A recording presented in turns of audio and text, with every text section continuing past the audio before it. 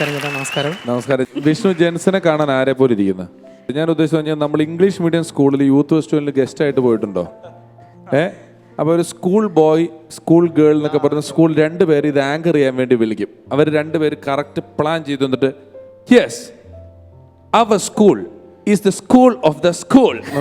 Yes yes yes mister Naveen, so we are enjoying the anniversary of the school day എന്നൊക്കെ പറഞ്ഞിട്ട് ഇവർ തമ്മിൽ ഈ സാധനം ഉണ്ടല്ലോ, രണ്ടുപേരും മിക്സ് ചെയ്ത് കറക്റ്റ് നിർത്തി അതിനകത്ത് പറയുന്ന സ്കൂൾ ബോയ് ടീച്ചർക്ക് ഏറ്റവും ഇഷ്ടമുള്ള കുട്ടി.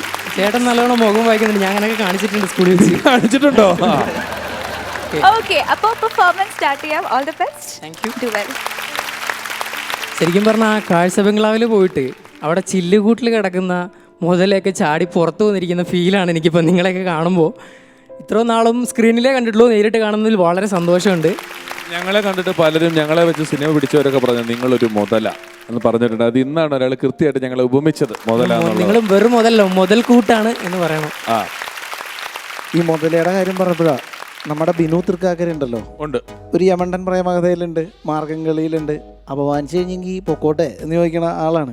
അപ്പോൾ ഞങ്ങളുടെ സുഹൃത്താണ്, ഞങ്ങൾ ഒരുമിച്ച് ഒരുപാട് സ്റ്റേജ് ഷോകളും കാര്യങ്ങളൊക്കെ ചെയ്യണം. അപ്പോൾ ബിനു ഇടയ്ക്കിടയ്ക്ക് ഇങ്ങനെ കോംപ്ലക്സ് അടിക്കും, ഇവിടെ സിനിമയൊന്നും ശരിയാവുള്ളടാ, ഞാൻ നിർത്തണ ഈ കോപ്പ് പരിപാടിയാണ് നിർത്തണ, ഇനി ചാൻസ് ചോദിക്കരുത്, എന്നെ കൊണ്ട് പറ്റൂല എന്ന് പറയുമ്പോൾ നമ്മളെപ്പോഴും മോട്ടിവേറ്റ് ചെയ്യും എല്ലാവരും. എടാ നീ ഇത്രയും ടാലൻറ്റഡ് ആയിട്ടുള്ള ആളല്ലേ, നീ എന്തിനാ ഇങ്ങനെ ടെൻഷൻ അടിക്കുന്നത്, നീ എന്തിനാ കോംപ്ലക്സ് അടിക്കുന്നതെന്ന് ചോദിക്കും. സലീഷ് എന്ന് പറഞ്ഞൊരു കൂട്ടുകാരനുണ്ട്, അവനും അവൻ്റെ അടുത്ത് ഒരു ദിവസം ഇതേപോലെ പറയാണ്, ഞാൻ നിർത്തിയടാ, ഇന്നത്തോടുകൂടി ഞാൻ അവസാനിപ്പിച്ച്. ഏതൊരു പടത്തിൽ ചെറിയ വേഷത്തിന് വിളിക്കാൻ പോയിട്ട് ഇൻസൾട്ടഡ് ആയിട്ട് വന്നതിൻ്റെ വിഷമം പറയാണ്, ഞാൻ ഇതോടുകൂടി നിർത്തിയെന്ന് പറഞ്ഞപ്പോൾ സലീഷ്, കറക്റ്റ്, ഞാനിത് നിന്നോട് പറയാനിരിക്കുകയായിരുന്നു, അല്ലെങ്കിലും ഈ മുതലയുടെ ഫിഗറും വെച്ച് നിനക്കൊക്കെ ആരവസരം തരാനാണ്. അവൻ പ്രതീക്ഷിച്ചത് ഇവനെ ആശ്വസിപ്പിക്കുന്ന പ്രതീക്ഷ. പക്ഷെ സലീഷ് ഇത് പറഞ്ഞോടുകൂടി ഒന്ന് പോയതാണെന്ന് പറഞ്ഞിട്ട് ഇത് പക്ഷെ അവൻ മോട്ടിവേഷനായി. ഇപ്പോൾ ബിനു തൃക്കാക്കര സ്വന്തമായിട്ട് തിരക്കഥ ഒരുക്കി നമ്മുടെ BC നൗഫലിക്ക സംവിധാനം ചെയ്യുന്ന അഴകൻ എന്ന് പറയുന്ന സിനിമയിൽ നായകനായിട്ട് അഭിനയിച്ചുകൊണ്ടിരിക്കുകയാണ്. അപ്പോൾ എനിക്ക് സാധാരണ ഇങ്ങനെ സ്റ്റാൻഡ് പിടിച്ച് നിന്ന് സംസാരിച്ച് ശീലമില്ല. ഞാനിങ്ങനെ നടന്ന് കിടന്നാണ് എല്ലാ കാര്യങ്ങളും ചെയ്യാറ്. അപ്പോൾ ഞാൻ നടന്ന് കിടന്ന് ചെയ്യുമ്പോൾ എല്ലാവരും ചോദിക്കും, എന്താണ് നിനക്കിങ്ങനെ നിന്നുകൊണ്ടൊരു കാര്യം പറയാൻ പറ്റാത്തതെന്ന് ചോദിക്കും. അപ്പോൾ സംഭവം ഇതാണ്, എൻ്റെ അമ്മ തയ്യക്കാരിയായിരുന്നു, അച്ഛൻ ഡ്രൈവറും, രണ്ടുപേരും കാലും കൊണ്ടുള്ള പരിപാടി ആയതുകൊണ്ട് എനിക്ക് എപ്പോഴും കാലനക്കിക്കൊണ്ടിരിക്കാനുള്ളൊരു ഫീലാണ്. എൻ്റെ അമ്മ ഇങ്ങനെ തയ്ച്ചുകൊണ്ടിരുന്നിരുന്നിരുന്ന് എന്നെ പ്രഗ്നൻ്റ് ആയിരുന്ന സമയത്ത് തയ്ച്ചുകൊണ്ടിരിക്കുക. അപ്പോൾ എനിക്ക് ഇങ്ങനെ ആടി ആടി നല്ല സുഖമാണ് കത്ത് കിടക്കാനായിട്ടെ. അങ്ങനെ ആടി ആടി കിടക്കുമ്പോൾ പെട്ടെന്ന് ഒരു ദിവസം അമ്മ ആട്ടമൊക്കെ അങ്ങ് നിർത്തി. അപ്പോൾ എനിക്ക് ഭയങ്കര ഡൗട്ട്, എന്താ സംഭവം എന്ന് അറിയാൻ വേണ്ടിയിട്ട് ഞാൻ ചുമ്മാ ഇങ്ങനെ തല ഇങ്ങനെ പുറത്തോട്ടിട്ട് നോക്കിയപ്പോൾ ഒരു നേഴ്സ് എന്നെ പിടിച്ച് പുറത്തോട്ട് വലിച്ചു. അങ്ങനെയാണ് ഞാൻ ഡെലിവർ ആയത്. എല്ലാ അമ്മമാരും മക്കളെ കൈ വളരുന്നുണ്ടോ കാല് വളരുന്നുണ്ടോ നോക്കിയാണ് വളർത്തുന്നത്. എൻ്റെ അമ്മ അത് നോക്കാൻ മറന്നുപോയി, അതുകൊണ്ട് ഇത്രയും വളരാൻ പറ്റിയിട്ടുള്ളൂ. 5 അടി 4 ഇഞ്ച് ഉയരം, 5 അടി 4 ഇഞ്ച് ഉയരം, ഉത്തരം നക്ഷത്രം, കല്യാണമൊന്നും കഴിച്ചിട്ടില്ല. ഇങ്ങനെ ഇത് മാരേജ് ബ്യൂറോ അല്ല, സ്റ്റാൻഡപ്പ് കോമഡിയുടെ പരിപാടിയാണ്. അല്ലൊരു അവസരം കിട്ടിയ പാഴാക്കരുതല്ലോ വെച്ച് പറഞ്ഞതേ ഉള്ളൂ. അപ്പോൾ ദൈവം അനുഗ്രഹിക്കട്ടെ. പിന്നെ എന്നെ എൻ്റെ കുടുംബത്തിനെയും, പിന്നെ എൻ്റെ അമ്മ കഴിഞ്ഞാൽ പിന്നെ എനിക്ക് ഏറ്റവും ഇഷ്ടമുള്ളത് സ്വാഭാവികമായിട്ട് അമ്മ കഴിഞ്ഞാൽ എല്ലാവർക്കും ഇഷ്ടമുള്ള അച്ഛനെയാണ്. എനിക്ക് എൻ്റെ അച്ഛനെ ഇഷ്ടമാണ്, പക്ഷേ എൻ്റെ ചിറ്റപ്പൻ എനിക്ക് ഭയങ്കര ഇഷ്ടമാണ്. എൻ്റെ ചിറ്റപ്പൻ എന്നെ കുട്ടിക്കാലം തൊട്ടേ എന്നെ നോക്കിയത്, കാരണം എനിക്ക് 3 മാസം പ്രായമുള്ളപ്പോൾ നേഴ്സ് എന്നെ വലിച്ച് പുറത്തിട്ടിട്ട് 3 മാസം കഴിഞ്ഞപ്പോൾ എൻ്റെ ഫാദർ സൗദിയിലേക്ക് പോയി. അവിടെയാണ് പുള്ളിക്കാരൻ 2 വർഷം കഴിഞ്ഞ് തിരിച്ചു വന്നിട്ട് കട്ടിലേ കിടന്നിട്ട് എന്നെ കൊഞ്ചിക്കുക. കാരണം എനിക്കറിയത്തില്ല ആളെ, 2 വർഷം കഴിഞ്ഞ് 2 വയസ്സായില്ലേ, അപ്പോൾ എനിക്കറിയില്ല ആളെ. അപ്പോൾ ചിറ്റപ്പൻ എൻ്റെ കാര്യങ്ങൾ നോക്കിക്കൊണ്ടിരിക്കുന്ന സമയം ഞാൻ കോളേജിൽ പഠിക്കാൻ പോയ സമയത്ത് ഒരു ട്രെയിനിങ്ങിനായിട്ട് ബാംഗ്ലൂർ പോകേണ്ട ഒരു അവസ്ഥ ഉണ്ടായി. അപ്പോൾ നമ്മുടെ നാട്ടിലെ പോലെ അവിടെ ഭയങ്കര ഫാഷനാണ്. അപ്പോൾ ഫാഷനൊക്കെ കാരണം എനിക്ക് മുടി വളർത്താനായിട്ടൊരു കൊതി. അങ്ങനെ ഞാൻ മുടി വളർത്താൻ തീരുമാനിച്ചു. മുടി വളർത്തി ഇങ്ങനെ മുന്നോട്ടിട്ടിട്ട് അപ്പോൾ ചുരുണ്ട് കിടക്കുന്നതുകൊണ്ട് ഒരു ഫാഷന് പിന്നെ ഒന്ന് പോയി സ്ട്രെയിറ്റൊക്കെ ചെയ്ത് വീട്ടിൽ വന്നു. 11 മണി തൊട്ട് ഉച്ച കഴിഞ്ഞ് 2 മണി വരെ ഇരുന്നിട്ടാണ് ആ മുടി ഒന്ന് സ്ട്രെയിറ്റ് ആക്കിയത്. 1500 രൂപ ഇതേ ചിറ്റപ്പൻ്റെ തന്നെ അടിച്ചു മാറ്റിയിട്ടാണ് ഞാൻ ആ മുടി കൊണ്ട് സ്ട്രെയിറ്റ് ചെയ്തത്. അങ്ങനെ സ്ട്രെയിറ്റൊക്കെ ചെയ്ത് വീട്ടിൽ വന്നു. അപ്പോൾ വയ്യാതെ കിടക്കുന്നൊരു അമ്മച്ചി ഉണ്ടായിരുന്നു വീട്ടിൽ. അമ്മ ഒരു 6 മണിയായപ്പോൾ, 2 മണിക്ക് ഞാൻ വീട്ടിൽ വന്നു, 6 മണിയായപ്പോൾ അമ്മച്ചിക്ക് ഫുഡ് കൊടുക്കാൻ പോവാ. നാളെ ഇത് കോളേജിൽ പോകുമ്പോൾ ഈ മുടി എങ്ങനെ ഇടണമെന്ന് ഞാൻ ചീകി നോക്കിക്കൊണ്ടിരിക്കുമ്പോൾ അമ്മ ഒരൊറ്റ കരച്ചിൽ, അയ്യോ എൻ്റെ അമ്മ പോയേന്ന് പറഞ്ഞ് വല്യമ്മ മരിച്ചു മരിച്ചോന്ന് പറയുമ്പോൾ എല്ലാവരും കൈയടി. എന്താ ചേട്ടാ വല്യമ്മ മരിച്ചെന്ന് പറഞ്ഞപ്പോൾ ഇവിടുന്ന് തീറ് കയ്യടി. ചേട്ടാ എൻ്റെ വല്യമ്മ മരിച്ചതാണ്, കൈയടിക്കാനും ചിരിക്കാനും. ഞാൻ ഓർത്തു ഇവനെന്തോ കഥ പറഞ്ഞു വരും, അത് കോമഡി ആണെന്ന് വിചാരിച്ചു. അങ്ങനെ എൻ്റെ വല്യമ്മ മരിച്ചു. അപ്പോൾ എനിക്ക് മനസ്സിലായി അടക്കിന് വീട്ടുകാരും നാട്ടുകാരും എല്ലാവരും വരും, കൂടത്തിൽ ചിറ്റപ്പനും വരും. ചിറ്റപ്പൻ അങ്ങനെ ഈ കോലം കണ്ടു കഴിഞ്ഞാൽ തീർന്നു എന്നുള്ള കാര്യം ഉറപ്പായി. അങ്ങനെ മുടിയൊന്ന് ഒതുക്കി വെച്ച് ഹെയർ സ്പ്രേ ഒക്കെ അടിച്ച് വല്യമ്മയുടെ പടം, എന്തായാലും പടമായില്ലേ, പടം കൊണ്ട് പോസ്റ്റിലൊക്കെ ഒട്ടിക്കണം. അത് ഒട്ടിക്കാൻ വേണ്ടി ഞാൻ ഓടി നടന്നു, പോസ്റ്റിലൊക്കെ കൊണ്ട് ഒട്ടിച്ചിട്ട് തിരിച്ചു വരുന്ന വഴിക്ക് ലൈറ്റായിട്ട് എന്നെ ചതിക്കാൻ വേണ്ടി മാത്രം ഒരു മഴ പെയ്തു. മുടി അങ്ങ് നനഞ്ഞ് കുതിർന്നു. ഞാൻ വന്ന് ചിറ്റപ്പൻ്റെ ഫ്രണ്ടിലേക്ക് ബൈക്ക് നിർത്തുന്നു, മുടി നേരെ താഴോട്ട് വീഴുന്നു. അത്രയും നാട്ടുകാരുടെയും പള്ളിയിലച്ചൻ്റെയൊക്കെ ഫ്രണ്ടിൽ വെച്ച് എൻ്റെ മുടി ചിറ്റപ്പൻ മുറിക്കുകയാണ്. 1500 രൂപയും 4 മണിക്കൂറുമായിരുന്നു ആ മുടി. ഞാൻ സ്കൂളിൽ പഠിക്കുന്ന കാലത്ത് ഇതുപോലെ അന്ന് ഈ ചെറിയ നമുക്കൊരു കൗമാരം എത്തുമ്പോൾ ചെറിയ സൗന്ദര്യബോധം വരുമല്ലോ.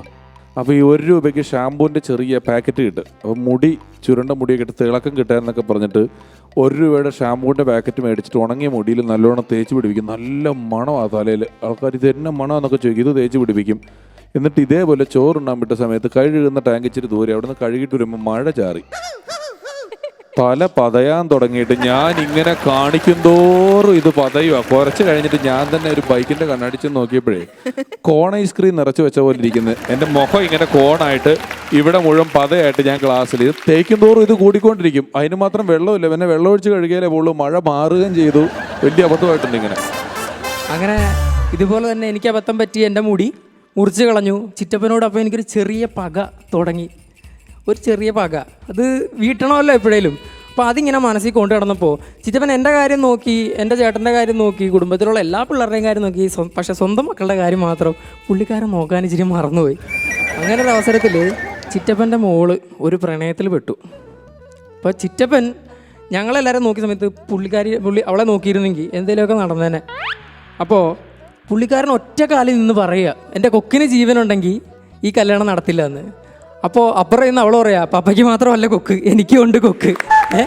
എൻ്റെ കൊക്കിന് ജീവനുണ്ടെങ്കിൽ ഞാൻ അവനെ തന്നെ കെട്ടത്തുള്ളൂ. അങ്ങനെ ചിറ്റപ്പൻ്റെ കൊക്കിനെ പാവം ബലി കൊടുക്കേണ്ടി വന്നു. അവളുടെ കൊക്ക് വിജയിച്ചു. അങ്ങനെ അവരുടെ കല്യാണം നടന്നു. അപ്പോൾ കല്യാണത്തിൻ്റെ അന്ന് ഞങ്ങളെല്ലാവരും എതിർപ്പായിരുന്നു. ചിറ്റപ്പനെ ചതിച്ചിട്ട് അവളങ്ങനെ പോയി കളഞ്ഞല്ലോ എന്നുള്ള വിഷമത്തിലിരിക്കുമ്പോൾ ചിറ്റപ്പൻ വന്നിട്ട്, ഡാ മോനെ എന്തായാലും ഇത്രയൊക്കെ ആയില്ലേ, വാ ബിരിയാണി വിളമ്പാൻ പോവാം എന്ന് പറഞ്ഞിട്ട് ഞങ്ങളെ വിളിക്കുകയാണ്. ബിരിയാണി വിളമ്പാൻ പോയിരുന്നു. അവിടെ ചെന്നപ്പം ചിറ്റപ്പനോടുള്ള പക അപ്പോഴും ഉള്ളി കടപ്പുണ്ട്. അപ്പോൾ എല്ലാവരും ചോദിച്ചു, എന്ത് ബിരിയാണിയാ വിളമ്പുന്നതെന്ന് പറഞ്ഞു. ആ ചിറ്റപ്പൻ്റെ കൊക്ക് ബിരിയാണിയാണ് വിളമ്പുന്നത്, എന്നാ ചിറ്റപ്പൻ്റെ ചത്തുപോയ കൊക്കിനെ ഞങ്ങൾ ബിരിയാണിയാക്കി. ഞാൻ പണ്ട് പള്ളിയിൽ അനൗൺസ് ചെയ്യാൻ പോയിട്ടുണ്ട്. പള്ളിയിൽ ഒരു ബൈബിൾ നാടകം, അങ്ങനെ എന്തോ ഒരു നാടകമാണ്, ഒരു ക്രിസ്ത്യൻ നാടകമാണ്. അതിൻ്റെ വോയിസ് ഓവറിന് വേണ്ടിയാണ് എന്നെ വിളിക്കുന്നത്. സ്റ്റേജിൽ അഭിനയിക്കേണ്ട, സൈഡിലിരുന്ന് ഞാൻ പറഞ്ഞാൽ മതി. അപ്പോൾ ഏതോ ഒരു പുണ്യാളനെ കണ്ടാൽ ചെന്നായ്ക്കൾ മുട്ടുമടക്കിയിരിക്കും എന്ന് പറയുന്ന ഒരു സീനാണ്. അപ്പം ഇതെൻ്റെ ഒരു കൂട്ടുകാരൻ പ്രസന്ന വേഷത്തിന് ഈ പുണ്യാളൻ്റെ വേഷം കെട്ടാൻ തീരുമാനിച്ചു. എന്നിട്ട് അവിടെ തന്നെയുള്ള ഒരു വലിയ വീട്ടിലൊരു വലിയ പട്ടിയുണ്ട്. ഈ പട്ടിയുടെ പ്രത്യേകത എന്ന് വെച്ചാൽ ഈ ഓണർ ഇങ്ങനെ കൈ ഇങ്ങനെ ഞൊടിച്ചാൽ ഈ പട്ടി ഇങ്ങനെ കിടക്കും. ഇവൻ ഈ പട്ടിയായിട്ട് കൂട്ടാകാൻ വേണ്ടിയിട്ട് ഇവൻ ഡെയിലി ബീഫൊക്കെ മേടിച്ച് പട്ടിക്ക് കൊടുത്ത് പോയി എൻ്റെ കൂട്ടുകാരൻ ഈ പട്ടിയുമായിട്ട് നല്ല കൂട്ടായി. എന്നിട്ട് ഇവൻ ഇങ്ങനെ ഞൊടിച്ചാലും ഈ പട്ടി കിടക്കും എന്നുള്ള അവസ്ഥയായി. ഡെയിലി 4 മണിക്ക് സ്കൂൾ വിട്ട് കഴിഞ്ഞാൽ സ്കൂളിൻ്റെ സ്റ്റേജിൽ പോയിട്ട് ഈ പരിശീലനം ഉണ്ട്. ഇവൻ ഈ സൈഡിൽ നിന്ന് വരും, പട്ടി ഈ സൈഡിൽ നിന്ന് വരും. ഇവർ രണ്ടുപേരും മുഖത്തും ഇവൻ ഇങ്ങനെ കൊട്ടും, പട്ടി ഇങ്ങനെ കിടക്കും. ഞാനാണ് പറുദീസയിൽ നിന്നെ പുണ്യാളനെ കണ്ട് ചെന്നായ്ക്കൾ മുട്ടുമടക്കി എന്നൊക്കെ ഞാൻ പറയണം. ഇതിങ്ങനെ ഇവൻ ഈ സ്റ്റേജിൽ റിഹേഴ്സൽ ചെയ്യുന്നത് നാട്ടിലൊക്കെ പാട്ടായി. അങ്ങനെ ഇവൻ്റെ ഈ ഐറ്റം ഉണ്ടെന്നുള്ളത് പള്ളിയിൽ പെരുന്നാളിന് മുമ്പ് തന്നെ എല്ലാവരും അറിഞ്ഞു. ഒപ്പം ഒരുപാട് പേര് പ്രസന്ന വേഷത്തിന് പേര് കൊടുത്തവർ പിന്മാറി. കാരണം വേഷം കെട്ടിയിട്ട് ഒരു പ്രയോജനവുമില്ല. ഫസ്റ്റ് പ്രൈസ് ഇവൻ കൊണ്ടുപോകും. ഇവൻ പുണ്യാളനായിട്ട് വരുന്നു, നായ മുട്ടുമടക്കുന്നു, കയ്യടി വീഴുന്നു, ഇവന് ഫസ്റ്റ് കിട്ടുന്നു. സെക്കൻഡിനും തേർഡിനും വേണ്ടി മാത്രമേ ഇനി മത്സരമുള്ളൂ. ഫസ്റ്റ് ഇവന് കിട്ടുമെന്ന് ഉറപ്പായി. അങ്ങനെ അന്നേ ദിവസം പള്ളിയിൽ ആൾക്കാരിയ്ക്കുന്നു. ട്രെയിൻഡ് ആയിട്ടുള്ള പട്ടി സ്റ്റേജിൻ്റെ ആ സൈഡിൽ നിൽക്കുന്നു. ഞാൻ അനൗൺസ് ചെയ്യാൻ നിൽക്കുന്നു. എല്ലാം റെഡിയായി. ചെസ്റ്റ് നമ്പർ വിളിച്ചപ്പോഴാണ് ഇവൻ ഇത്രയുള്ളൊരു വെപ്പ് താടിയും ഒരു വിഗും കയ്യിൽ ഇങ്ങനെ വളഞ്ഞ ഒരു വടിയും ചാക്ക് തയ്ച്ച പോലൊരു ഡ്രസ്സും ഇട്ടുകൊണ്ട് ഇവൻ ഈ സൈഡിൽ നിന്നും വന്നു. പട്ടി ഈ സൈഡിൽ നിന്ന് വന്നു. പട്ടിക്ക് ഇവനെ കണ്ടിട്ട് മനസ്സിലായില്ല. ഇവൻ ഇത്രയും ട്രെയിൻഡ് ആയതൊക്കെ മറന്നു. പട്ടി ഞാൻ പറുദീസയിലെന്ന് പുണ്യാളനെ കണ്ടെന്ന് പറഞ്ഞ് ഞാൻ നോക്കുമ്പോൾ പട്ടി ഇവനെ നോക്കിയിട്ട് എന്നും പറഞ്ഞിട്ട് പുണ്യാളനും പട്ടിയും കൂടെ ഓഡിയൻസിൻ്റെ ഇടയിൽ കൂടെ ചാടി ഒരു ഒറ്റ ഓട്ടം പറമ്പിലോട്ട്.